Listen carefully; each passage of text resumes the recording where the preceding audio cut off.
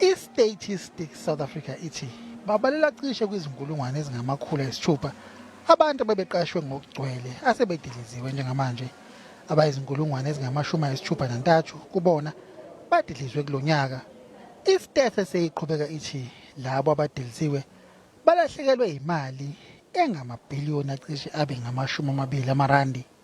Umfelandawonye wezinyunyana iCOSATU uthi kumele kuthathwe izinyathelo ezinqala ngalesi simo. Government and the business sector needs to do better when it comes to the implementation or implementing their commitment under the Economic Recovery and Reconstruction Plan. These include fixing Eskom as the economy need reliable and affordable electricity. Izibalo zikhombisa ukuthi bangama-47 ezinkulungwane abasebenzi betoho asebelahlekelwe imisebenzi yabo. Kodwa abacwaningi bezomnotho bathi isimo sibi kakhulu kunalokho. What we are seeing in the formal sector is nowhere near as bad as in the informal sector or the sector that incorporates domestic workers or agricultural workers.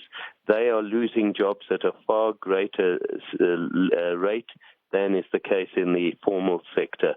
Kanti ke kubuka sengathi isimo semsebenzi sizoba sibi kakhulu kunaqala kulandela ukwethula kwemigomo yakamuva yokunqanda ukubhebhetheka kwegciwane i-COVID-19. Nokho ke kunethemba lokuthi isimo somnotho nokudaleka kwemisebenzi sizoba ngcono ngasekupheleni konyaka uma izinga lokubhebhetheka kwegciwane i-COVID lingehla. Mbongeni Muthwa, SABC eGoli.